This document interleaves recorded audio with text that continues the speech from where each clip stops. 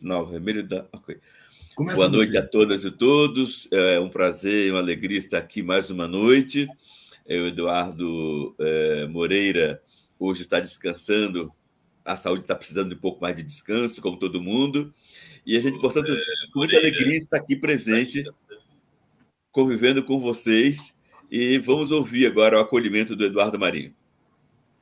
Opa, tem uma apresentação rápida. Eu sou Eduardo Marinho, todo mundo já me conhece, artista de rua, há 40 anos, sempre focado na sociedade, né, na grande falcatrua que nos cerca, nas mentiras sociais, e trabalhando com isso direto, né?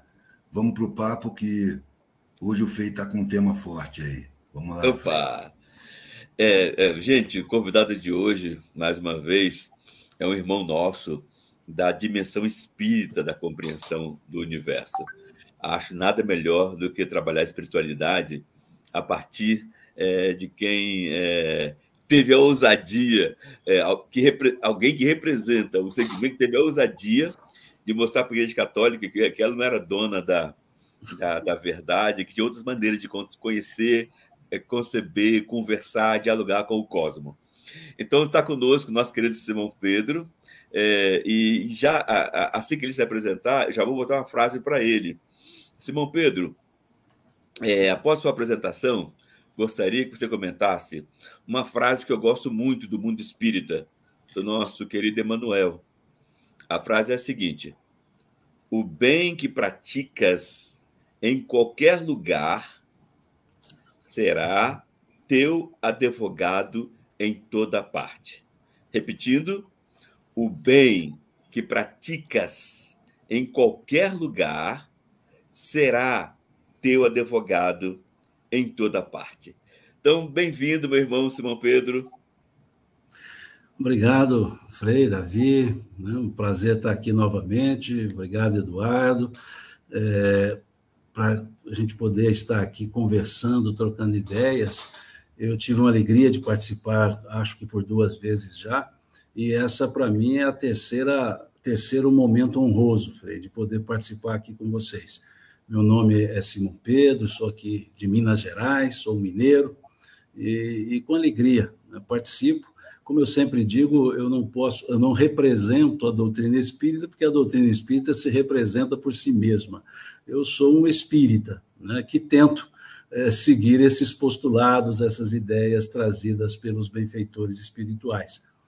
E essa frase, Frei, lida, né, essa belíssima frase de Emmanuel, pela psicografia do Chico, ela é, de certa forma, uma demonstração do norteador do pensamento espírita, quando nós temos uma das máximas, né, fora da caridade não há salvação. E essa ideia trazida por Emmanuel, ela vai dar um sentido para a ideia da caridade, né, o bem. Porque muitas vezes as pessoas confundem caridade com o exercício material de pura e simplesmente dar esmolas. E a caridade é muito mais do que isso.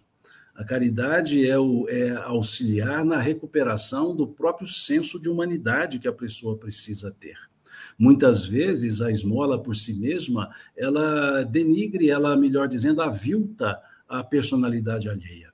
E é um dos pontos muito, muito trabalhados na doutrina espírita sobre o que é, de fato, essa caridade, que, aliás, o apóstolo Paulo nos descreveu com maestria sobre o que é o bem, quando ele nos fala lá na sua carta primeira aos Coríntios, né, no capítulo 13, sobre a caridade, sobre o amor, né, deixando-nos claro que tudo que se fizer, se não tiver amor, seria inócuo. Né? Ele dizia, né, ainda que eu falasse a língua dos anjos e dos homens, se não tivesse amor ou caridade, seria como um sino que tane ou metal que retine, né? Ou seja, ainda que eu distribuísse meus bens para toda a humanidade, se não tivesse amor, eu nada seria, dizia o apóstolo. E é interessante que encontra eco num pensamento de um dos pensadores espíritas contemporâneos de Kardec, Leon Denis, quando ele dizia: quando os meus atos são bons e os meus pensamentos são maus, existe uma falsa aparência do bem. Ou seja, o ato por si só não precisa ter bondade para fazer, mas ele só vai ser inteiro se tiver a bondade no fazer, em que se reconhece a pessoa. Então, quando Emmanuel nos traz que o bem que fizeres será teu advogado em qualquer parte, é justamente mostrando-nos que a nossa função aqui na Terra é ser útil, é tentar ser útil. Não interessa em que segmento nós estivermos, não interessa se somos do segmento religioso, se somos do segmento secular, não interessa. O que interessa é o bem que nós fazemos. Mas que bem é esse? O bem que nos faz ser útil, que nos faz sentirmos-nos úteis e não nos faz sentirmos melhores. O bem que advoga a nosso favor é aquele bem que fazemos gratuitamente, sem querer nos aparecer, sem querer um lugarzinho no céu porque praticamos o bem.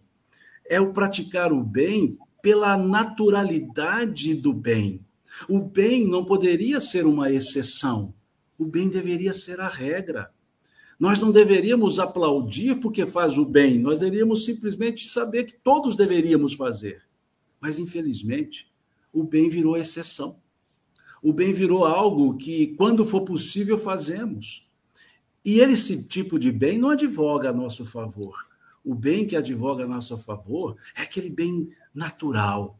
É o que sai pura e simplesmente por querer ser útil, por ter uma empatia, por se envolver com aquele com o qual dizemos ajudar e que muitas vezes nós é que somos os ajudados. É aquele bem que Jesus nos explicou muito bem, quando ele disse que tu, quando deres esmola, não saiba a tua mão direita o que faz a outra. Vamos pensar nisso. Jesus não disse para que o outro não soubesse o que nós fazemos. Ele não disse que a mão direita do outro saiba o que faz a tua. Ele disse que a tua mão direita não saiba o que faz a outra. As duas mãos são da mesma pessoa. Como a nos dizer que a pessoa não precisa se vangloriar porque faz o bem. A pessoa não precisa dizer assim, hoje eu vou ter o sono do justo porque eu fiz o bem. Não. O fazer o bem deveria ser tão natural e tão necessário como o respirar. Veja, nós contamos quantas vezes nós respiramos? Olha, quantas vezes você respirou hoje? Não contamos, porque é natural. Nós contamos quantos passos nós caminhamos? Não contamos, porque é natural. Nós contamos quantas vezes o nosso coração pulsou? Não contamos. E se ele parar de pulsar, aí sim nós vamos ver os espíritos face a face. Nós vamos falecer. Mas ninguém conta, porque é natural. Mas se nós perguntarmos à pessoa, quantos bens você fez hoje? A pessoa conta, ela fala nenhum. Nenhum é uma quantidade. Eu fiz 2. A mão direita está sabendo o que faz a esquerda. Quando fazer o bem for tão natural como respirar, como andar, como piscar os olhos, como for algo da nossa natureza que nós nem imaginamos que estamos fazendo porque estamos fazendo, aí sim a nossa mão direita não sabe o que faz a outra. Aí sim o bem vira o advogado. Eu não preciso me defender, porque o bem fala. Isso nós percebemos no próprio Cristo. Ele não precisou de defesa. Mas como assim, Simão? Não precisou de defesa? Foi crucificado. Mas estamos falando dele 2000 anos depois. Estamos trazendo os seus exemplos 2000 anos depois. Porque o bem que ele nos fez, o bem que ele fez à humanidade, a divisão que ele fez na humanidade entre antes dele e depois dele, foi o advogado que fez com que a sua mensagem estivesse sendo falada até hoje e vai continuar sendo falada sempre. Então, esse é o mote do pensamento espírita, que Emmanuel muito bem sintetizou nessa frase, que é o bem. Escolas religiosas são criações nossas. O bem é criação divina. E se nós nos colocamos como imagem e semelhança do Criador, o que nós deveríamos tentar fazer sempre? O bem. Mas o que é o bem? Aquilo que assoergue as pessoas, aquilo que mostra a utilidade que todos temos. Esse é o bem, que muitas vezes é material, sim, porque também não devemos, em nome do bem moral, do bem da personalidade, esquecermos que a pessoa passa fome. Não. O alimento tem que ser dado. Aquela história, não, mais do que dar o peixe, tem que ensinar a pescar. Sim, mas enquanto estiver com fome, dá o peixe e ensina a pescar também. Mas ensinar a pescar quem está passando fome, ele não vai aprender a pescar porque morre antes.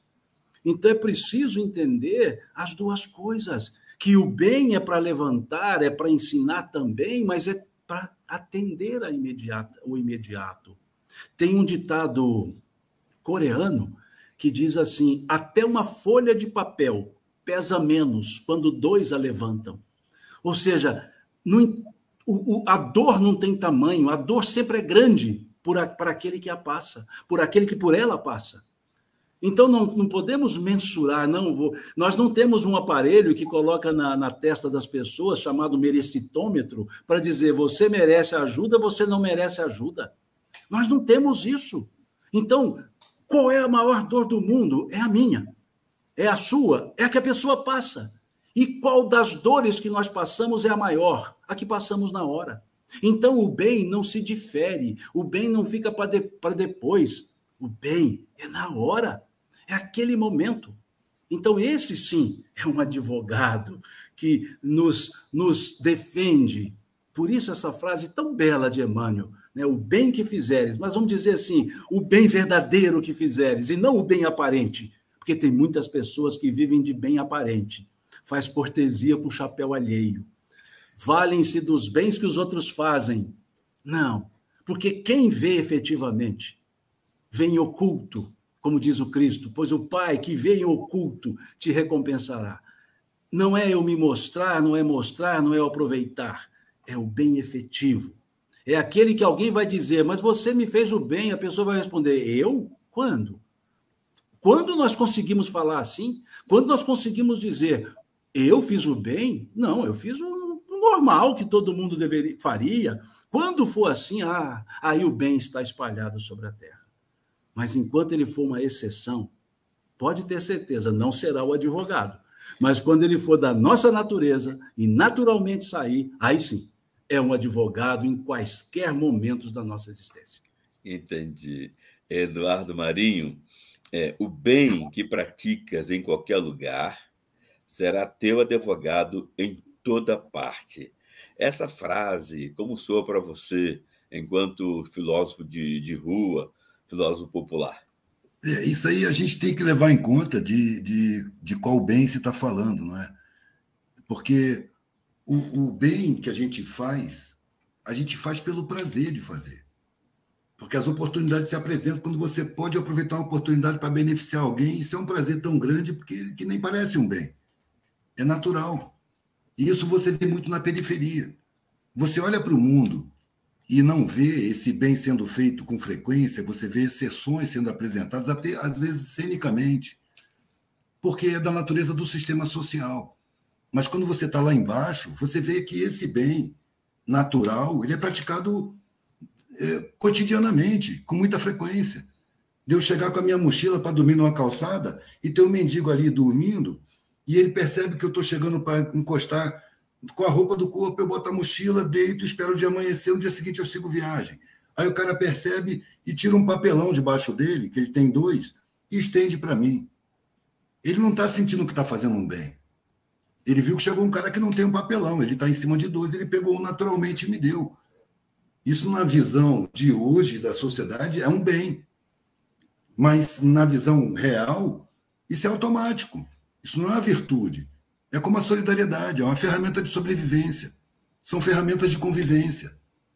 Que quando a gente usa as oportunidades para produzir, a gente cria uma frequência de vibração para a gente mesmo, que vai sintonizar as coisas da vida, os acontecimentos, os encontros, o meio social que a gente vai viver, o meio humano, né? Quando a gente fala meio social, parece que a gente está falando de patamar de dinheiro. Mas não, o nível das pessoas com quem você vai tratar vai depender da sua frequência pessoal. E essa frequência é construída com seus atos, com seus sentimentos, os que você alimenta. Então, se você produz bons sentimentos, você não sente raiva, você entende as pessoas que agridem, você entende a agressividade alheia, você não leva em conta, você não se sente atingido, você pratica o bem naturalmente, não porque você quer ser bom, não para as pessoas pensarem que você é bom, mas porque você gosta. Pelo simples fato de que você gosta. E que te desagrada o fato de saber que uma atitude sua prejudicou alguém. Você não, é um desprazer saber uma coisa dessa. Se alguém me parar na rua e falar, você me prejudicou, eu quero saber como. Porque se eu prejudiquei de verdade, eu não percebi. E eu quero resgatar aquilo de alguma maneira, compensar aquilo de alguma maneira. Só porque não me agrada. Eu acho que isso é evolução espiritual. Quando eu saí da faculdade, naquele ponto que as pessoas falam que eu saí do sistema, né? É uma ilusão, você não sai do sistema. Você muda de posição diante do sistema, né? Então, eu mudei de posição diante do sistema e eu saí desconfiado com tudo, porque eu senti que a sociedade estava me enganando, estava me apontando um caminho para a realização pessoal, humana, que só de olhar eu já me frustrava. Então, é mentira isso. As religiões me acusando de pecador porque eu desrespeitei pai e mãe. Então, eu fiquei muito desconfiado e tendendo ao ateísmo. Eu não abracei o ateísmo porque alguma coisa em mim dizia que o ateísmo é muito arrogante. Assim como a religiosidade extrema é muito arrogante. É tão arrogante você explicar esse universo desconhecido, porque o ser humano é muito pequeno para compreender todo o universo das coisas, das realidades. Então, você explicar detalhadamente como é que você acaba criando um Deus pai, um Deus macho. Ele legitima o machismo. Eu não posso crer num ser supremo masculino. Né? Porque, afinal de contas, se tem macho e fêmea, é para exercício de procriação. É coisa para bicho. Nós somos bichos, a gente precisa procriar. Uma divindade é alguma coisa que deve estar acima disso. Se a gente não pode conceber, é preciso ter a humildade de que a gente não tem alcance para conceber. E é preciso exercer a espiritualidade. Eu saí muito desconfiado com tudo. E um dia, eu estava viajando, eu parei numa ruína. E nessa ruína, eu estava pensando o que eu ia fazer, porque eu tinha perdido todas as minhas ferramentas em Itabuna para o Rapa, né? O Rapa é um acontecimento frequente na vida de artista de rua. E cheguei em Salvador sem ferramentas, pensando o que eu ia fazer, sentado no muro de uma ruína. E automaticamente, passando o meu pé no chão, eu fui circundando um papel que estava enterrado. Sem ter consciência disso. De repente, eu olhei e falei, peraí, isso aqui é um livro. Aí eu desenterrei. Era o Livro dos Espíritos, de Allan Kardec. E estava aberto numa página que explicava para mim uma coisa que me empurrava para o ateísmo. Era um monte de criança que eu via, onde eu estava vivendo, nas periferias, na miséria, na beira da estrada, nos puteiros, beira de posto.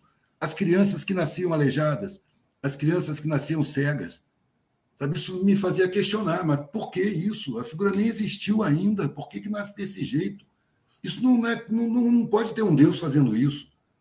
E eu comecei a ler o Livro dos Espíritos nessa parte, onde explicava o resgate de vidas passadas, que nada acontecia por acaso, sabe, que tudo tinha suas consequências, que era uma interligação de causa e consequência permanente. E aí me encantei muito com o kardecismo. Mas foi a partir da leitura. Foi igual ao marxismo. Quando eu li alguma coisa, eu falei, caraca, o cara está enxergando a realidade, mas aí eu fui conhecer os marxistas. A mesma coisa, eu li o Livro dos Espíritos, fui conhecer os espíritas. Não dá. Não dá, porque a vaidade é muito grande. O sentimento de superioridade é uma coisa que eu sinto de longe. E pessoas que se sentem superiores, eu me mantenho distante. Porque eu não sou superior, eu posso atrapalhar a superioridade delas. Eu fico longe delas, entendeu? Porque eu me reconheço grosseiro como o meu planeta, como o meu mundo, como tudo. Eu sou capaz de todas as barbaridades que eu condeno. Depende só das circunstâncias. Eu já saí atrás de um cara com um facão querendo capar ele, porque eu me vi com motivo suficiente para isso. Por sorte, ele correu mais do que eu. Ele estava quase estuprando uma filha minha. Quer dizer, a gente vive num mundo muito grosseiro e a gente tem essas coisas na gente. Embora muitas vezes a vida que a gente leve não provoque esses sentimentos na gente, essas capacidades. Mas quando você vive na vida braba, você percebe que em alguns momentos você pode se tornar brabo também. Apesar de toda a consciência que você tem, apesar de toda a espiritualidade que você tem. E aí eu comecei a perceber a espiritualidade para além das religiões, sem explicação. Eu só sinto, eu não entendo, eu não quero entender.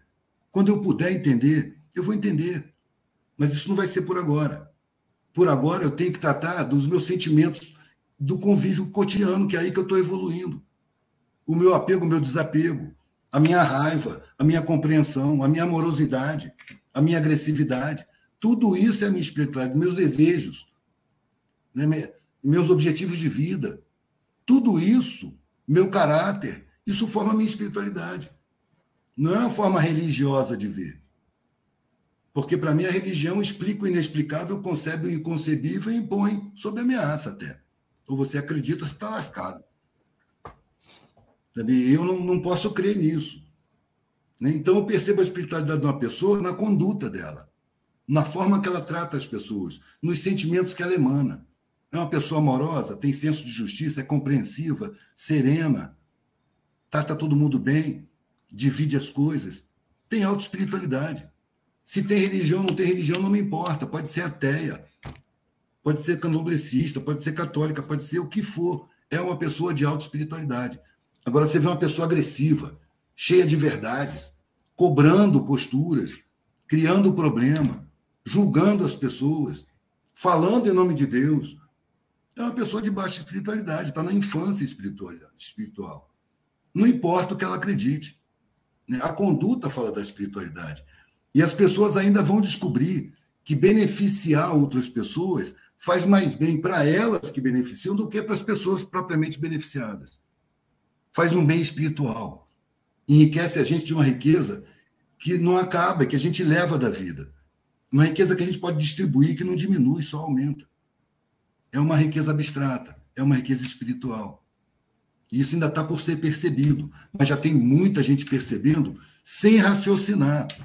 Você vê na conduta, pessoas até iletradas, mas que têm aquele sentimento elevado de solidariedade, se sente no olhar, aquela bondade, aquela ausência de egoísmo, aquela sabedoria profunda de vida, independente de crença. Nós somos todos espirituais, admitindo isso ou não, tendo qualquer linha. O que importa nesse caminho é a conduta que a gente... É a vida prática. A espiritualidade está dentro da matéria. Então, é na matéria que a gente tem que evoluir, não é no templo. Não é puxando um saco de um Deus imaginário e macho. Uma vez eu fiz uma palestra numa casa feminista, lá em Curitiba. E quando eu ia encerrando a palestra, falei mais de 2 horas, eu falo pra caramba. E as meninas falam assim, não, peraí, que nós temos uma pergunta. Na sua opinião, um dia o machismo vai acabar? Eu não tinha pensado nisso, não planejo palestra, eu vou falando o que vem na cabeça. E eu respondi de bate-pronto. Nessas horas eu acho que eu estou inspirado, sabe? Eu falei, enquanto Deus for pai, não, o machismo vai vigorar. Pô, muito boa. Enquanto Deus for pai, o machismo vai vigorar. O masculino está acima do feminino. É preciso equilibrar. O mundo precisa desse equilíbrio. É uma pobreza grande do machismo do universo, né, que domina, não o universo, domina a Terra, esse machismo eurocêntrico aí, de apresentar um Deus masculino, sabendo que ele é a energia do conjunto. Então, é se apropriar de Deus, né? E várias culturas afro, várias culturas indígenas têm na mulher o centro, né? A cultura eurocêntrica, ela é meio pesadona, anti-mulher, na maneira real de dar espaço, de dar oportunidade. Bem, nós, portanto, entendemos que fazer o bem é a missão nossa. Agora, algumas questões nos incomodam muito. Por exemplo, Simão, por exemplo, Eduardo Marinho, no estado da Bahia, está lá a nossa Igreja Católica, nossas igrejas evangélicas, está lá as nossas expressões espíritas, vários grupos espíritas e várias outras religiões. No entanto, eu pergunto, como é que vocês explicam o fato de que nenhuma igreja católica, nem o grupo católico, o grupo evangélico ou o grupo espírita procurou o governador da Bahia para dizer, governador, por que o seu estado é o que mais mata jovens negros? Como é que você vê isso, Eduardo Marinho, e depois como é que você vê isso, Simão Pedro? Rapaz, no Brasil inteiro se mata nas periferias. Na Bahia tem a maior proporção de negros do país. Porque se você for no Rio de Janeiro, também a proporção de jovens mortos na periferia é imensa. Em todas as periferias. Eu não sei por que na Bahia se mata mais novos jovens negros, talvez porque tenha mais negros. Porque no Rio, nas favelas, também tem uma imigração nordestina muito grande. E aí, quando mata um nordestino, não conta como um negro. Talvez seja isso. Percentualmente falando, né? Bahia tem primeiro lugar. O Recôncavo Baiano foi o receptáculo Bahia, Rio, Pernambuco, Ceará. E qual é o quinto mesmo? São 5 estados que mais matam negros no Brasil. Bahia está na frente de tudo. O Ceará quase não tem. Proporcionalmente falando. Entendeu? É Sim, algo sim. estranho. É uma leitura minha. Olha, o genocídio ele é praticado desde o Império. Os negros, quando receberam lá a alforria da princesa Isabel, os dominantes queriam que eles sumissem. Ninguém queria dar trabalho para preto, porque eles tinham os pretos como escravos, não queria. Aí começou a imigração para pagar os brancos. E os pretos eles não deram uma solução de continuidade. Não teve indenização, não teve reconhecimento, não teve receptividade social para eles, pelo contrário. Eles foram expulsos de todos os lugares. Foi ali que nasceu a lei da vadiagem. Se você ficar no logradouro público sem fazer nada, sem ter propriedade, isso está na lei. Porque se tiver propriedade, você pode ficar vagabundando. Agora, se não tem propriedade, você vai em cana. Entendeu? Então, era a forma de expulsar, invisibilizar os pretos. Isso foi feito desde o Império. E é feito até hoje. Enquanto o mundo foi evoluindo nas concepções, foram se fazendo figuras para sair bem na foto. Não tem igualdade, tem acesso, mas na prática é mentira. Continua o mesmo processo de genocídio, matando os pretos, matando os jovens pretos. Às vezes, eu sou muito intuitivo. Me parece que na mentalidade dos grandes banqueiros que dominam as sociedades, os estados, eles acham que pobre procria demais. Tem que ter mecanismo de extermínio, senão se torna perigoso. Eles precisam de pobre o suficiente para explorar e para manter os explorados quietos. Ou seja, aquela parcela que fica na miséria, que aí o trabalhador pobre se deixa explorar por medo de ir para a miséria. A miséria é um elemento estratégico que a sociedade mantém para chantagear os trabalhadores a aceitar qualquer condição de trabalho. Além disso, pode ficar muito excessivo. Então, tem que ter processo de extermínio. A saúde pública é uma. Por que o SUS é tão sabotado? Por que falta tanto remédio? Eu vejo gente morrer, idoso morrer de coisas absurdas, de fáceis, altamente curáveis, mas falta remédio, vem intercalado, vem um mês, no outro mês não vem. Me parece que é um processo de extermínio, de aposentado, para o Estado não pagar aposentadoria. E o combate ao tráfico é extermínio de preto, pobre e periférico. São os jovens, que vão sobrar do mercado de trabalho, não tem espaço no mercado de trabalho. Então, eles têm um tempo de vida na criminalidade. Que nem os africanos que eles traziam da Costa da Mina, porque o europeu não sabia tirar ouro da pedra, mas os africanos da Costa da Mina sabiam. Isso não está em nenhum livro de história, isso eu fui ver em Ouro Preto. E eles vinham trazidos para Ouro Preto para tirar ouro da pedra. E eles tinham uma vida útil de 7 anos. Na hora que o cara comprava aquela propriedade humana, aquele escravo preto, ele sabia que esse escravo preto tinha que se pagar e dar lucro no período de 7 anos. Porque em 7 anos ele morreria, pelas condições de vida que ele ia ter. Porque essa mentalidade, ela vem por gerações. E nos dominantes de hoje, que são descendentes dos escravistas de ontem, a mentalidade é a mesma. O povo tem que ficar no seu lugar. Esse governo anterior caiu porque estava investindo em pobre.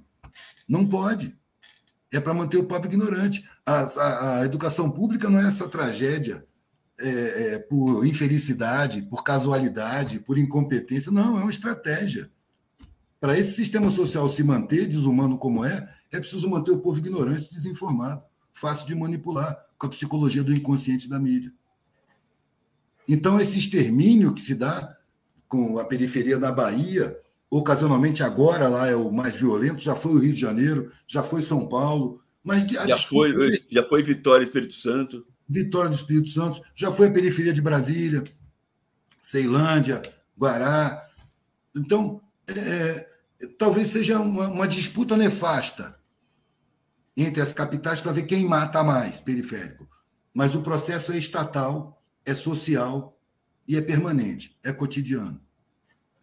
Entendi. Nosso irmão Simão Pedro, como é que você vê isso?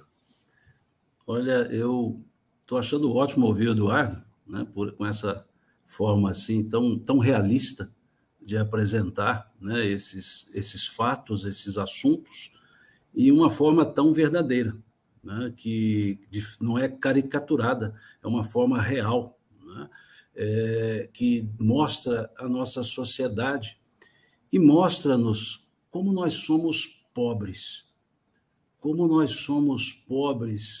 em sentimentos, quanto que é uma tolice a discriminação, seja ela racial, seja ela étnica, seja ela de gênero.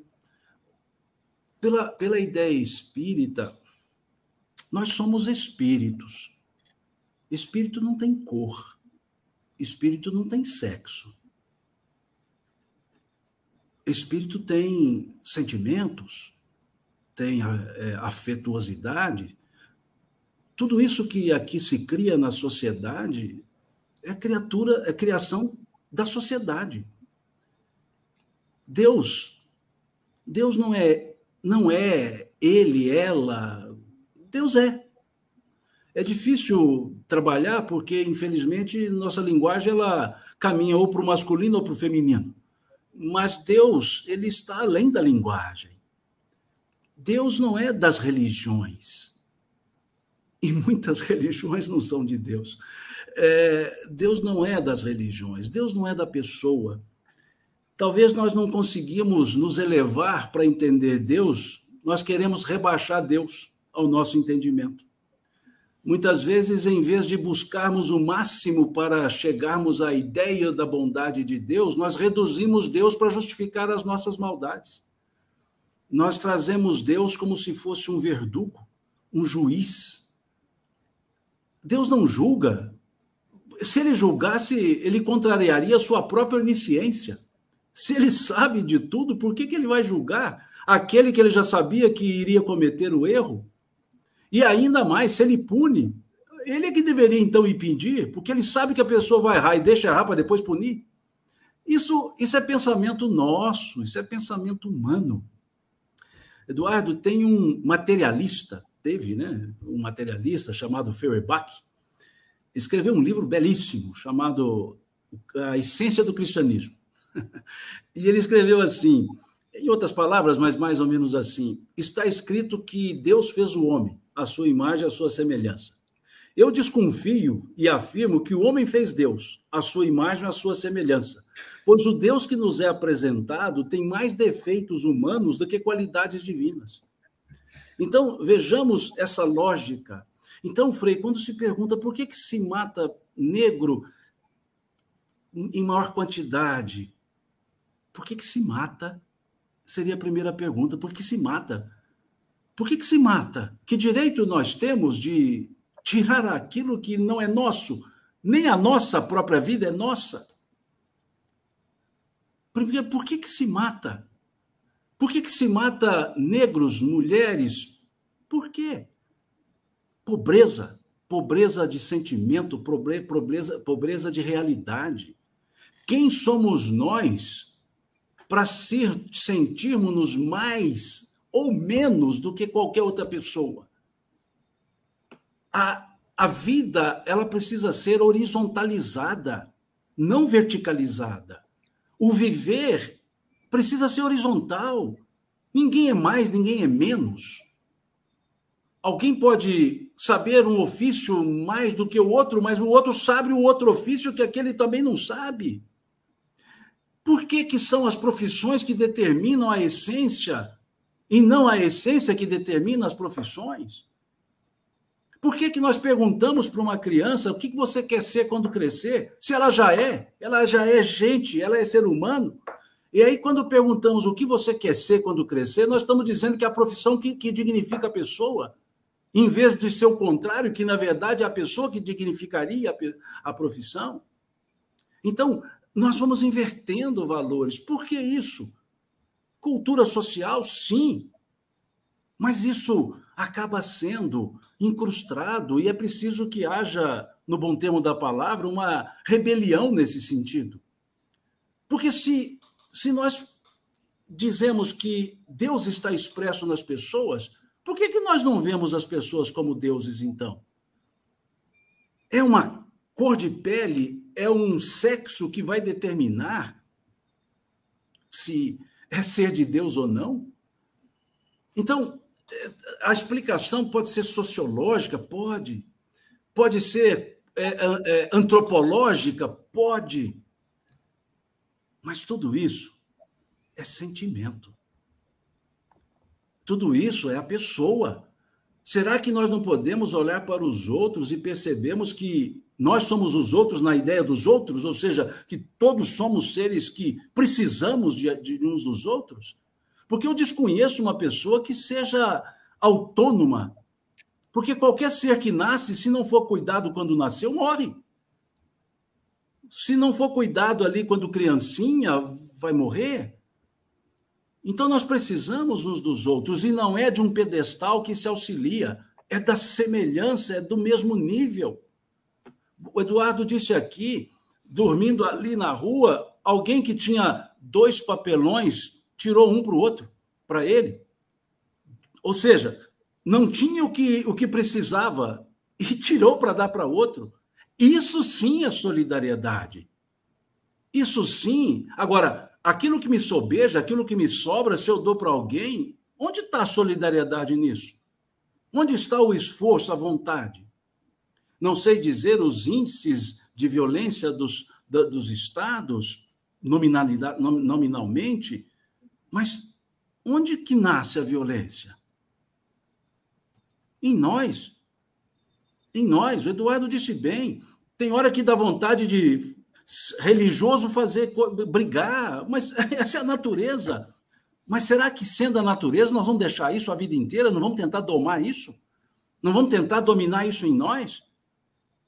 Não vai chegar uma hora que a indignação seja tamanha que a gente haja, mas não em atitudes iguais àquelas que nos indignaram? Olhar para outra pessoa e enxergar a pessoa. Hegel, materialista. Ele dizia, seja uma pessoa e trate os outros como pessoa. Precisa envergar a capa de uma religião para poder ou enxergar uma pessoa? Quando nós vemos os digladios entre religiosos, como cada um tivesse um Deus melhor do que o outro, é o meu Deus, é o seu Deus, como se Deus fosse propriedade. Quantos fazem isso? Eduardo disse bem, olha, eu gostei do espiritismo, mas quando eu conheci os espíritas, olha, nós podemos dizer isso claramente. O problema não é a religiosidade, o problema é o religioso. Sempre. Sempre. E olha, Eduardo, há um espírito, né, chamado Viana de Carvalho, que ele escreveu uma mensagem falando para os espíritas sobre isso que você acabou de dizer, sobre movimento espírita, ou seja, o que os espíritas fazem, e sobre espiritismo, o que é o ensino. Então ele diz assim, o movimento espírita cresce e se propaga, mas a doutrina espírita permanece ignorada, quando não adulterada, na maioria dos seus postulados. Vejam o espírito Viana de Carvalho pela psicografia do baiano, Divaldo Franco, trazendo essa mensagem aos espíritas, falando isso que você disse, pela sua intuição, você diz, pela sua vivência, mas isso se aplica a todas as religiões, isso se aplica a todos os segmentos. A ideia, muitas vezes, é boa, mas aqueles que se apropriam dela querem fazer a sua forma. A ideia do Estado, né, numa forma, digamos, abstrata, é boa, mas transforma em concreto dominação, poder da força, força do poder. Você sabe com quem está falando, veja. Então, isso nós não podemos tributar a Deus. Nós temos que tributar a nós mesmos, a essa dureza do nosso coração. Como lá atrás, perguntaram a Jesus por que Moisés autorizou dar a carta de divórcio. E ele respondeu por causa da dureza dos vossos corações. Agora, será que a gente precisa do guante da dor para poder amolecer? Será que nós vamos precisar de uma talhadeira para poder amolecer o coração? Será que não podemos amolecer pura e simplesmente porque vivemos e vemos as outras pessoas? Será que a gente não pode ser o que deve ser, gente, cuidando de gente e sendo cuidado por gente? Não precisa de capa religiosa, não precisa de título religioso, não precisa de cargo. O encargo humano não precisa envergar cargo. Não precisamos de poder, nós precisamos de fazer, agir. Com aquele que está do meu lado, como você age e agiram com você, com o que estava do lado. Não precisamos levantar bandeira para salvar o mundo, vamos salvar a nossa circunvizinhança. Adianta levantar bandeira para salvar o distante e o nosso próprio familiar precisa de nós? Se eu não enxergo o filho, vou cuidar dos filhos alheios e mal cuido daquele que está ali comigo? Vou cuidar do irmão, se nem irmandade eu sinto pelas pessoas? Jesus, ele não constrangeu ninguém. Ele não envergou título. Ele não se auto-intitulou. Ele dizia assim: aquele que quiser vir após mim, renuncie-se a si mesmo. Ou seja, deixa de ser individualista, deixa de ser egoísta. Aquele que quiser vir após mim, renuncie-se a si mesmo, pegue a sua cruz a cada dia e me siga. Quiser. Religião não é uma, desculpe minha expressão, não é uma canga que se coloca nos ombros das pessoas, como se coloca nos carros de boi. Não é um jugo. Religião é um convite. Fazer o bem, você disse, é uma alegria. Ninguém faz o bem com raiva, senão não está fazendo o bem. Ninguém faz o bem por obrigação, senão não está fazendo o bem. E isso tudo vai para esse aspecto. Por que se discrimina pessoas? Tola vaidade. Tola vaidade. Tem diferença, que seja fisicamente, nós não temos diferença, é o mesmo coração, o mesmo modelo pulsante, a mesma fisiologia. Agora, se formos para esferas maiores, transcendentes, da espiritualidade, não das religiões, da espiritualidade, aí é que não há diferença. Então é uma tolice a discriminação. Diz um poeta libanês, Khalil Gibran, para a gente, só para encerrar essa lógica, Khalil Gibran, ele escreveu o seguinte: uma vez a cada 100 anos, é um poeta, lógico, ele escreveu uma ficção, mas veja, ele escreveu assim: a cada 100 anos, Jesus de Nazaré se encontra com Jesus dos cristãos nas montanhas do Líbano. E após conversarem longamente, Jesus de Nazaré diz para Jesus dos cristãos: meu amigo, eu receio que nunca chegaremos a nos concordar. E vai embora e aguarda mais 100 anos para um novo diálogo. Então, Eduardo, é isso. Religioso não simboliza a religiosidade. A pessoa, ela demonstra o que ela é. Mais cedo ou mais tarde, o véu cai. Mais cedo ou mais tarde, o pedestal corrompe, o pedestal desmorona e a pessoa é o que é. Nós sempre devemos estar desnudados, sermos o que somos, com os nossos erros, com os nossos acertos, com as nossas limitações, com os nossos esforços, com a nossa preguiça. Ou seja, nós somos o que somos. Vamos clarear isso para nós. Porque ninguém vai crescer se não souber o lugar que está. Porque quem estiver lá em cima e quiser crescer, vai ver que não cresceu nada. Então, vamos perceber que espiritualidade, religiosidade, é de pessoa para pessoa, é no contato, é na vivência, não é no livro, não é no título, não é envergar posição social. Isso é tola vaidade. Isso acaba. Mas nós não acabamos. E como é que nós vamos fazer? Depois que nos olharmos desnudados e ver o quanto que nós perdemos. Então, não recriminemos ninguém. Pode estar com uma roupa belíssima, pode estar com a roupa ruim. O que interessa é quem está vestindo a roupa. É lá dentro, quem a pessoa é. E aí nós deixaremos de lado essas caricaturas que nós fazemos e chamamos de posições sociais.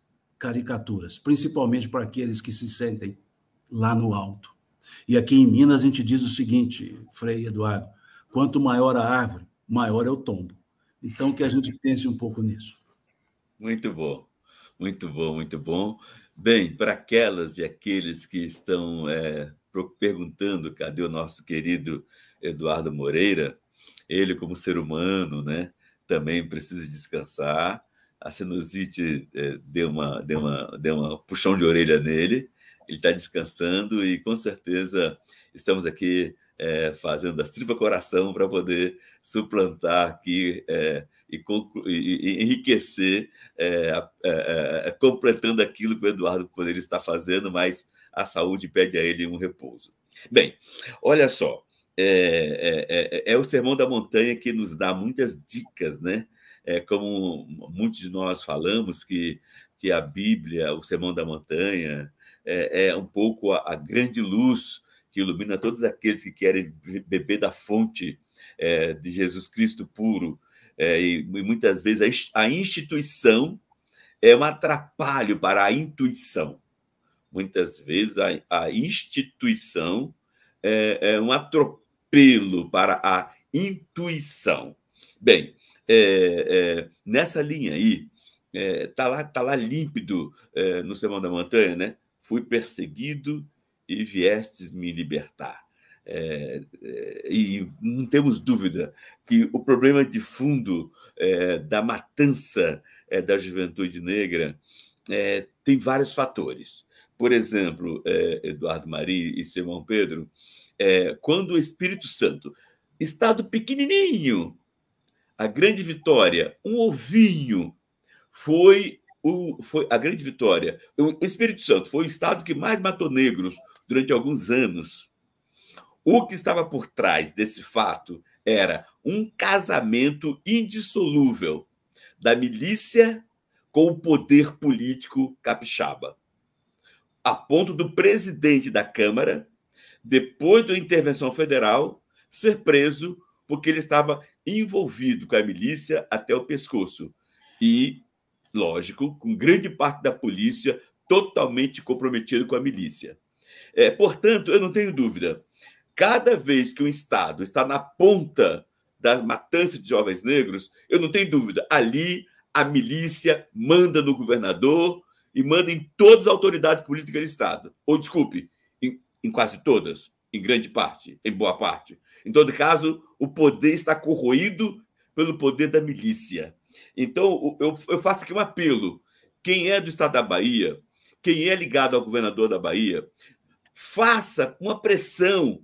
Você cristão, você espírita, você evangélico, não tem sentido sua religião se você não defende os quebrados, os humilhados. E na Bahia não aceitamos mais que o governador, que a polícia da Bahia continue a humilhar o povo negro, a matar nosso povo negro. Agora mesmo, vocês viram que lá na Bahia, 2 jovens negros passando fome foram no supermercado, pegaram carne para cozinhar para seus filhos. Então, os seguranças, a mando do dono do supermercado, os trancou num quartinho privado, torturou-os e, em seguida, chamou a milícia. A milícia veio com uns 10 milicianos, levou os 2 e os exterminou com mais de 30 tiros. A milícia, chamada pelo dono do supermercado Atacarejo.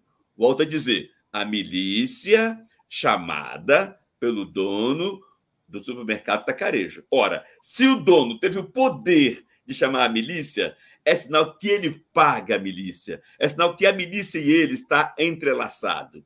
Se o governador da Bahia, se o poder da Bahia deixa isso acontecer, que a milícia se entrelaça com o poder do capital, imagine com o poder político. Então, ou seja, precisamos libertar as autoridades do poder executivo e do poder legislativo da Bahia do poder da milícia. Tem que desmontar isso urgentemente, porque senão a gente não vai aceitar que o governador da Bahia continue permitindo que a Bahia seja o estado onde a polícia mais mata negro. Então, volto a dizer, em todos os lugares onde a polícia mais mata negro, quem está por trás é o casamento do poder com a milícia. Bem, feito isso, e voltando para aquilo que o povo gosta, que é mais serenidade, eu coloco uma segunda frase espírita que eu gosto muito. Ela fala o seguinte: a arte de ouvir é também a ciência de ajudar. A arte de ouvir é também a ciência de ajudar. O amor é luz permanente no cérebro e paz contínua no coração. O amor é luz permanente no cérebro e paz contínua no coração. Como é que nosso irmão Simão Pedro nos ajuda a entrar no cosmo que essa frase traz? E como é que o querido Eduardo Marinho nos ajude a entrar no cosmo que essa frase traz? Frei, sua fala contundente, necessária, merece o nosso reconhecimento. Foi pontual, no sentido de ir ao ponto, o que o senhor colocou aqui agora há pouco. Infelizmente, as pessoas buscam o poder temporal e acham que com ele terão o poder universal. Até quando? Até quando é uma resposta muito difícil de dar, em termos de cronologia. Mas até quando tomarmos consciência dessa impropriedade? No aspecto da fala, dessa ideia, nós escutamos muito pouco, Frei. Nós falamos demais. Num diálogo, quase sempre nós queremos ter razão. Num diálogo, quase sempre nós queremos ter a última palavra. E nós ouvimos pouco. Aquele que não ouve, não sente o semelhante.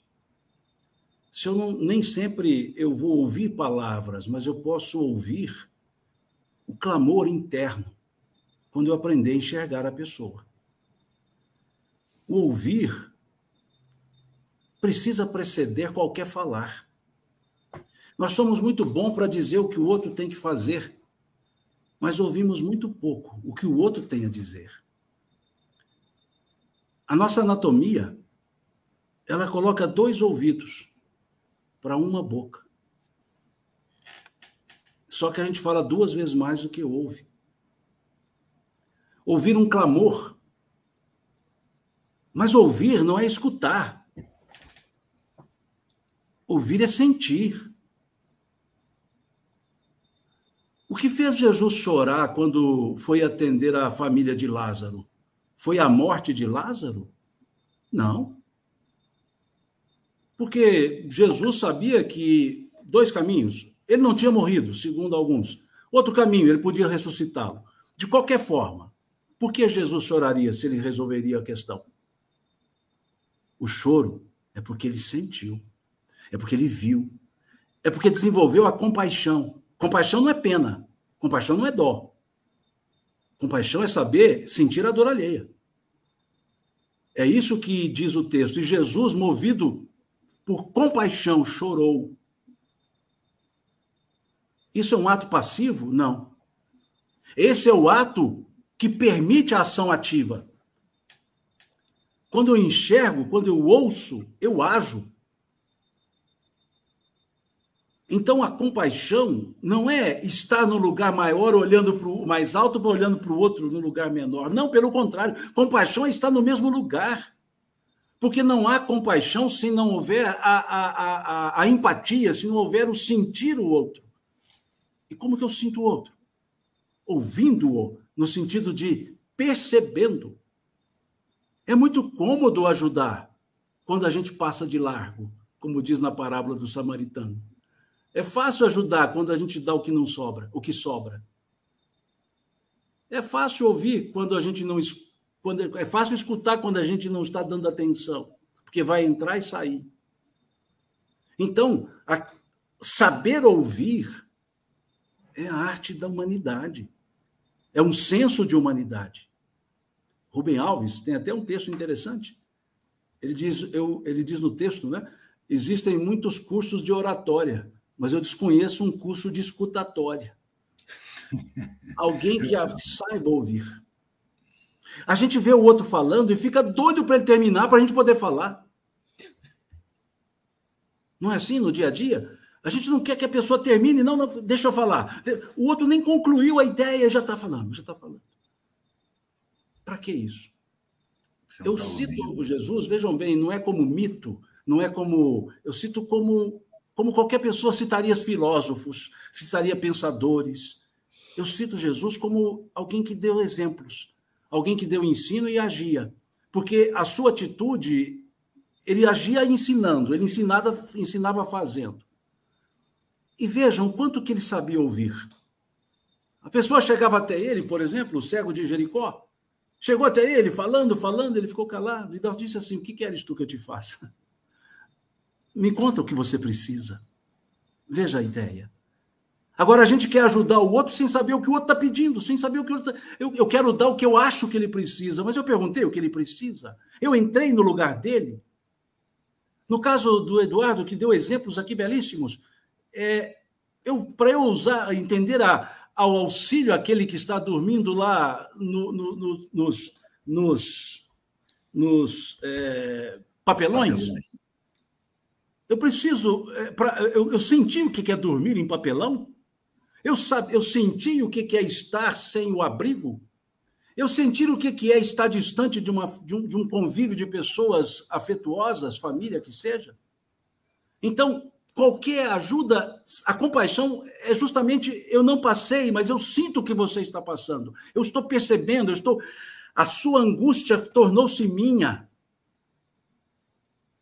Isso é que falta, Frei, para poder ser solidário.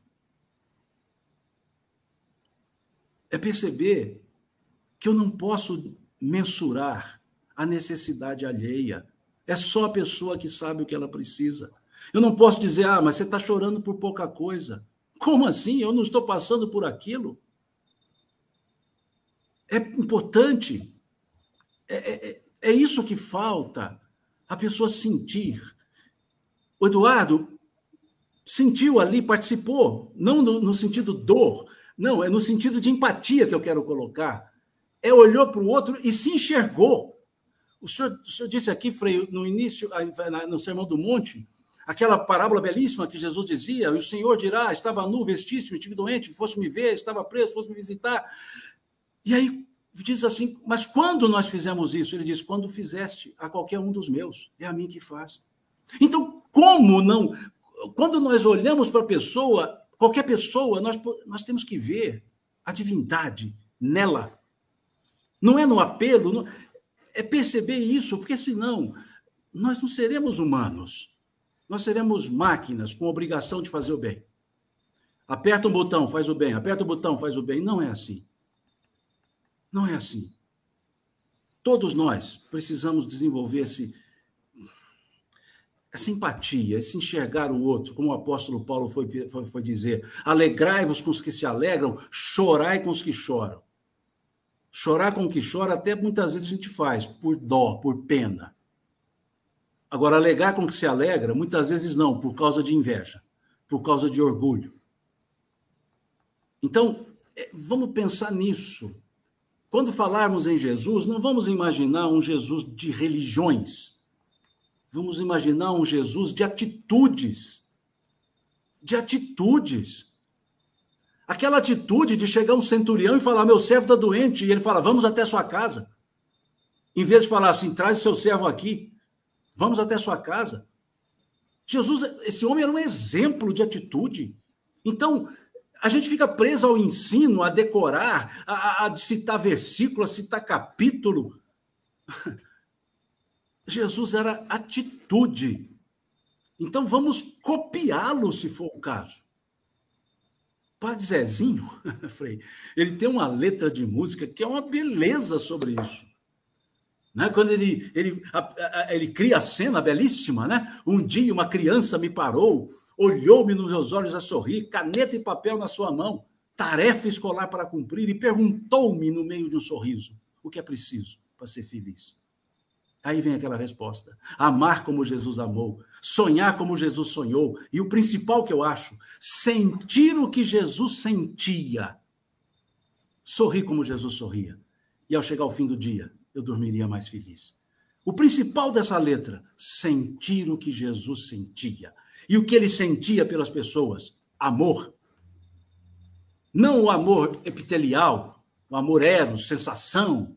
Não o amor de reciprocidade, me ama que eu te amo, que é muito comum no amor conjugal. Né? Se eu não te amar, você também não me ama. Não. É aquele amor que sai. Não interessa para quem. Nós somos tão egoístas que até a nossa gramática é egoísta. Quando fala que o verbo amar é um verbo transitivo. Ou seja, para eu conjugar o verbo amar, eu tenho que colocar um complemento. Quem ama, ama alguém. Quem ama, não ama alguém. Quem ama, ama. O sentimento amar é intransitivo. Agora, o egoísmo humano da gramática inventou de ser transitivo. Então, que conjuguemos o verbo amar assim, eu amo. A quem? Não interessa. Eu amo. Amor é para ser exalado. Como Jesus exalou naquele momento com aquela mulher do fluxo de sangue, que precisava, que não sabia como fazer para chegar até ele, chega por trás e toca-lhe a borda da túnica. E na mesma hora Jesus fala, para, alguém me tocou. E aí vem um desavisado e pergunta a ele, Senhor, como tu dizes alguém te tocou se todos te empurram? Esses somos nós, né? Somos desavisados, né? Como o Senhor diz que alguém te tocou se todos te empurram? E ele responde, alguém me tocou, pois de mim saiu virtude, pois de mim saiu poder. Ele não olhou para quem? Ele amava. Isso é que talvez falte, a gente entender o que é amar. E olha, amar com gosto, amar até doer. Isso é amar.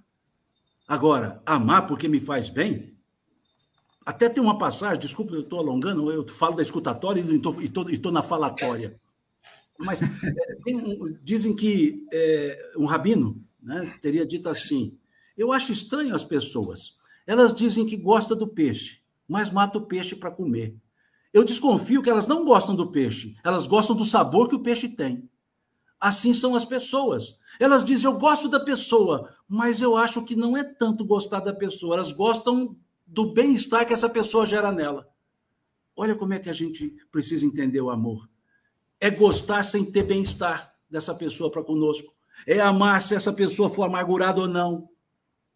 Agora, isso é fácil? Oh, se fosse fácil, não estávamos falando de Jesus há 2000 anos. Já teria até esquecido do que ele falou, de tanto que nós já estávamos fazendo. Mas por não sermos, por não fazermos é que falamos. E aí, sem corrigir o Rubem Alves, quem sou eu para isso? Nós precisamos de curso de escutatória, sim, mas nós precisamos também de curso de fazetória. Ou seja, precisamos aprender a fazer as coisas, aprender a ser útil, aprender a ter atitude no bem, do que somente falar do bem. Importantíssimo isso, sim, Simão Pedro. Fantástica.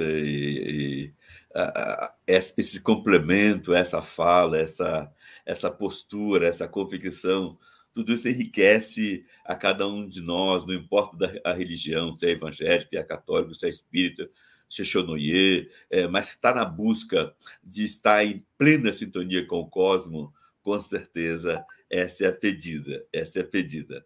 Bom, mais uma vez comunico que o nosso irmão querido Eduardo Moreira não está presente, porque a saúde pediu a ele que ele desse uma descansadinha para estar inteiraço amanhã e nos próximos dias. Então, a gente quer... o nosso querido Eduardo Marinho caiu, então, para a gente poder já ir trabalhando, eu vou fazer a minha mensagem final e, em seguida, eu peço ao Simão Pedro que faça a mensagem final dele, dê a bênção final. Eduardo Marinho voltando, ele também faz a mensagem final dele. Mas, então, eu faço a minha mensagem final e passo para o Simão. O Simão é tradição que o convidado faça uma oração e aí, nessa sua oração, colocar especialmente a saúde do Eduardo Moreira. Bem, a minha mensagem final é essa. Que consigamos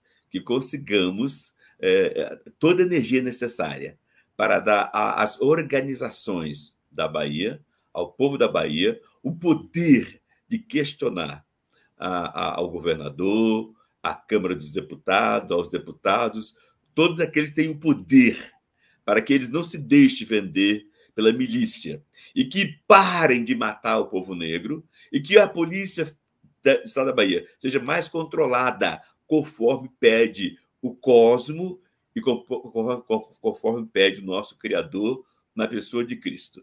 E a frase de mensagem final é essa: onde a maioria vive a bondade, onde a maioria vive a bondade, a maldade da minoria tende sempre a desaparecer. Então, onde a maioria vive a bondade, a maldade da minoria tende a desaparecer. Então, com essa mensagem, eu termino a minha fala e passo para o meu irmão Eduardo Marinho, que chegou, para fazer a mensagem final dele, e depois, irmão Pedro, mensagem final dele e a bênção sobre todos nós no estilo espírita. Aqui deu um pico de luz, né? Caiu a luz, acabou a internet, eu fiquei aqui lutando para conseguir reaver. Mas eu estava ouvindo, né, na fala anterior do Simão Pedro, sobre aquele amor irrestrito que a gente ainda tem que alcançar, né, sobre esse sentimento de bem-estar com o bem praticado, não como se fosse você está fazendo um bem, não, você está exercendo sua humanidade, você está sentindo o sentimento do outro. Isso é um desenvolvimento que está no nosso caminho e que a gente encontra pessoas assim. Mas a gente tem que reconhecer que está no meio social que inibe esse tipo de procedimento, que provoca competitividade, disputa, competição direta, a ânsia de consumos excessivos, valores falsos que fazem a gente pensar que o valor que a gente tem estão nas coisas que a gente possui, no cargo que a gente ocupa, no dinheiro que a gente tem, no aspecto que a gente carrega, e não no sentimento que a gente tem, e não no caráter da gente. A gente ainda está, vamos dizer assim, no jardim da infância espiritual.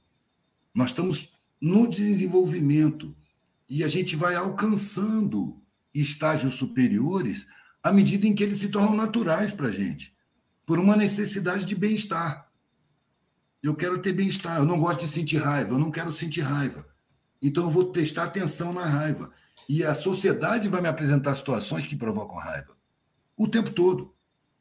E eu tenho que fazer um trabalho interno. Por isso que eu falo, o trabalho principal não é o trabalho no mundo, é o trabalho dentro de si, buscando a espontaneidade nas atitudes da gente. Quando eu convivi com os espíritas lá, que vi que a caridade era usada para criar sentimento de superioridade, eu trabalhava com brochinhos e frases pequenininhas. Estava começando a trabalhar ideologicamente dentro do contexto coletivo, né? Vivendo daquele trabalho. Eu fiz um brochinho dizendo assim: em vez de caridade soberba e humilhante, solidariedade plena e atuante.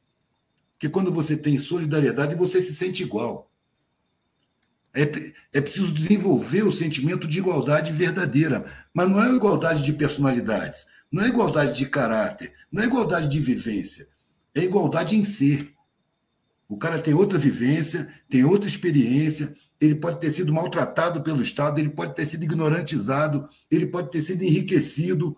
Eu sinto igualdade entre eu e ele, porque os dois somos seres em desenvolvimento, fraterno. Nós somos uma família humana. Eu passei pelo privilégio, entre aspas, de ser banido pela minha família consanguínea. Você, para nós, é um filho morto. Foi a última frase que eu ouvi. Eu passei 18 anos sem ver um parente na minha frente.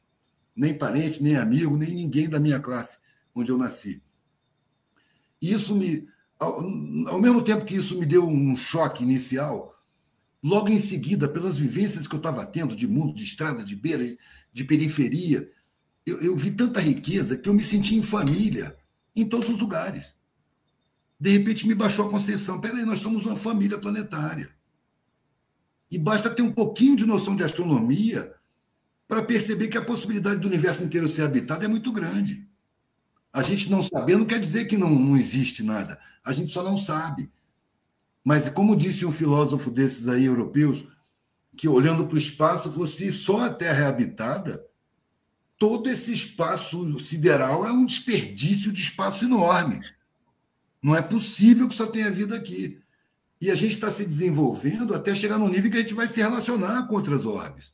Só que para chegar nesse ponto, a gente tem que resolver os problemas intestinos. A gente tem que se tornar realmente uma fraternidade. A gente tem que se sentir uma família. E nós estamos, no dia a dia, desenvolvendo esse sentimento. E embora toda a estrutura social estimule a dispersão, a separação, né, o distanciamento entre as pessoas, há um ímpeto interno em cada um que busca a comunhão, ainda que inconscientemente. Por isso que os mais bem-sucedidos na vida são os que mais tomam antidepressivo. Porque, apesar de estar aprovados pela sociedade, eu ouvi isso num velhinho de quase 90 anos, a sociedade me vê como um empresário bem-sucedido, um vitorioso, e aqui dentro de mim eu me sinto um fracassado. Tudo que eu queria nessa altura da minha vida era afeto. Eu não sabia que afeto era tão importante. E todo o patrimônio que eu construí, que para mim era o que tinha de mais valor, hoje não vale nada. A sensação que eu tenho é que mentiram para mim lá no começo da minha vida. Eu passei a vida inteira correndo atrás dessa mentira, acreditando nessa mentira. E agora que eu não posso mais trabalhar, só posso sair de casa com essa enfermeira aqui, que eu estou acabado com a morte aqui na minha frente, eu percebi que era tudo mentira. E agora é tarde. Eu saí junto desse cara, fui direto para a secretaria da universidade e pedi desligamento. Eu não quero mais ser doutor. Vou procurar um sentido para a vida. Deve ter algum sentido em algum lugar. Constituir patrimônio definitivamente não é o meu objetivo de vida. E aí a vida se fez. E a espiritualidade apareceu com outras formas, a partir do ateísmo, passando por todas as linhas, até perceber que tudo é espiritualidade. Tudo, não é só ser humano, não. É mineral, é vegetal, é animal. E, afinal, o ser humano é um animal também. Tudo é espiritualidade. A gente que ainda não se desenvolveu para perceber profundamente. Só dá para intuir, por enquanto. Mas eu acho que nesse sacode planetário, nesse período específico que nós estamos vivendo, a ciência vai dar de cara com a espiritualidade ali na frente. A ciência sempre foi muito arrogante de achar que ela tem a verdade. Mas é só pegar a história para você ver que o tempo todo a ciência teve que reconhecer erros, reformular seus conceitos e se readaptar à realidade que se impõe. Então, a espiritualidade vai ser uma dessas realidades que vai se impor, como se impôs a redondeza da Terra, que foi combatida pela ciência e acabou sendo assimilada porque é a realidade. Então, a espiritualidade, da mesma forma, vai ser reconhecida pela ciência.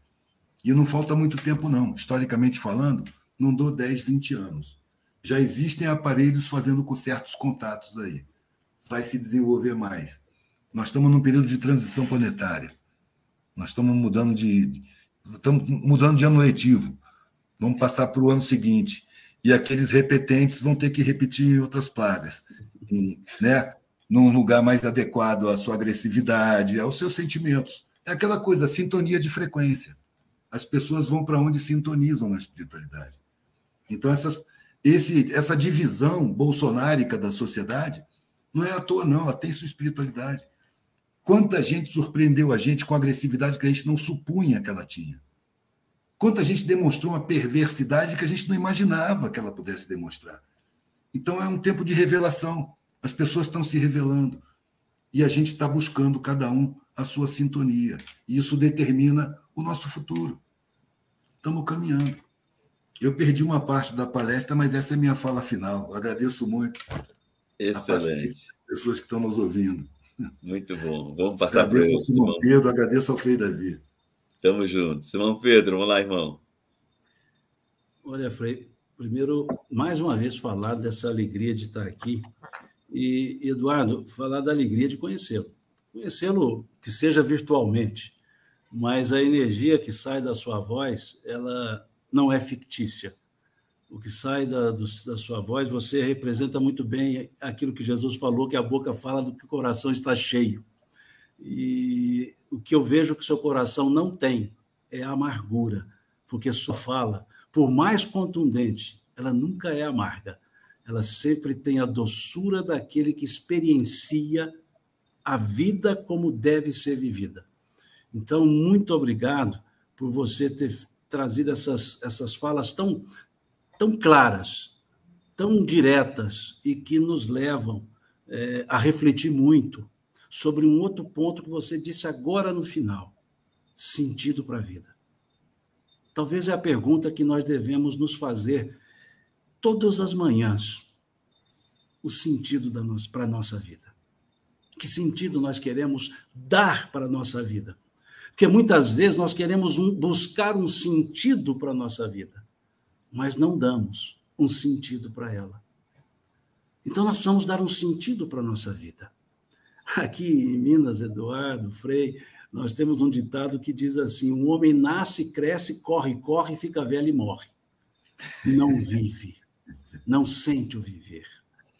E muitas vezes as pessoas que tentam sentir esse sabor da vida são taxadas como alienadas, como apartadas do mundo. E olha, o sentido para a vida não está no mecanismo material da vida, está no sabor do próprio viver. Não interessa quanto tem uma pessoa, não interessa quanto falta uma pessoa, interessa quanto é essa pessoa. O Espírito Emmanuel, ele diz, certa vez ele disse assim, a paz decorre da quitação da consciência para com a vida. Da quitação. Se a gente tiver quite com a nossa consciência, a paz se faz presente. E aí a gente vai perceber que o sentido é muito mais profundo do que a ausência de problemas. Lá no Eclesiastes, salvo engano, lá no Eclesiastes, do Velho Testamento, diz assim, doce é o sono daquele que produz, quer coma muito ou pouco, mas a fartura do rico não o deixa dormir. Vem bem ao encontro do exemplo que você deu, Eduardo, do senhor, né, dos 90 anos. Sim. Vamos olhar para o sentido da nossa vida, se nós estamos correndo, mas correndo para onde? Eu que sou do interior de Minas, nós temos uma cena muito comum no interior de Minas, que o pessoal da capital não conhece, que é cachorro correndo atrás de carro. Passa um carro correndo, o cachorro sai louco, né? Sai cachorristicamente atrás do carro. Quando o carro para, o que o cachorro faz? Vai embora. Ele correu atrás do carro, o carro parou, o cachorro foi embora. Ele não estava correndo atrás do carro, ele estava seguindo o movimento. Não vamos seguir movimento, vamos estabelecer um sentido, porque aquele que não sabe o que está procurando, não sabe o que fazer quando encontrar. Então vamos buscar um sentido para a vida. O sentido não é copiar os outros, não é moda, o sentido é aquilo que me faz sentir bem, aquilo que me faz sentir eu. Porque se eu quiser ser diferente, eu não serei eu.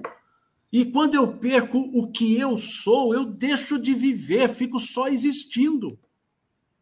Então vamos buscar o sentido. Não interessa em que segmento, pelo amor de Deus, não interessa se é religião, se é não religião, se é ateísmo. Busca o sentido para a vida.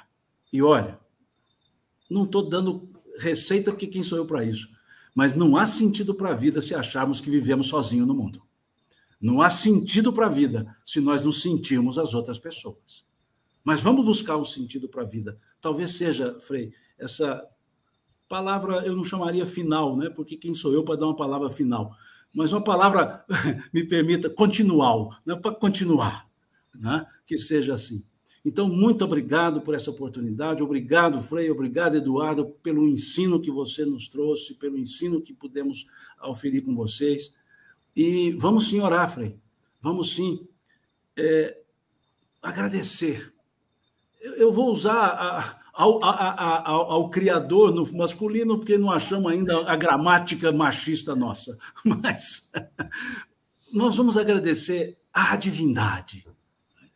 Vamos agradecer a essa inteligência suprema do universo. Vamos agradecer a essa causa primária de todas as coisas. Podemos chamá-la por que quisermos, por pai ou por mãe. Mas vamos agradecer. Agradecer porque estamos aqui. Agradecer porque temos a vida. Agradecer porque podemos contar contigo. Agradecer porque podemos depositar nossa confiança em ti. Agradecer porque somos criaturas suas. Mas te pedimos, Senhor, auxilia-nos. Dá-nos a força para distinguirmos o bem. Ajuda-nos, Senhor, a seguir esses propósitos do bem. Fortalece-nos nas nossas dificuldades. Dá-nos força nos nossos momentos de dúvidas. Clareia, Senhor, a nossa mente. Coloque no nosso coração a chama da alegria, apesar das tristezas pelas quais passamos. Coloca, Senhor, no nosso coração a chama da esperança. Coloca, Senhor, a chama do auxílio. Que possamos sentir, Senhor, a solidariedade pulsando, mas que possa ela se transformar em ação, em atitude. Somos pequenos, sabemos, mas somos o que somos. E pedimos a Ti que ajuda-nos a sermos melhores. Entregamos a Ti, Senhor, as nossas vidas e pedimos pelo bem de todos. Aqui pedimos pelo bem do nosso irmão. Pedimos, Senhor, pelo bem do nosso irmão que se convalesce. Abençoa, Senhor, o Eduardo, nosso querido Eduardo Moreira, para que ele possa reconstituir essas forças do corpo, recebendo de Ti as forças para a alma, recebendo de Ti as forças para a vontade, e o corpo vai responder a tudo isso. Que essa energia que todos exalamos na prece possa ser levada a quaisquer cantos. Por pequena que seja a nossa energia, some, Senhor, a outros que também oram, e que possa cobrir a humanidade. Ajuda-nos a libertarmos-nos dessa angústia e que as Tuas bênçãos se façam conosco todos os dias. E, por favor, guarda-nos junto de Ti, em paz. Que assim seja. Assim seja. Que assim seja. Valeu, gente. Valeu, Eduardo. Um abraço. Valeu, Frei. Abraço para todos vocês. Fiquem com Deus. Você também.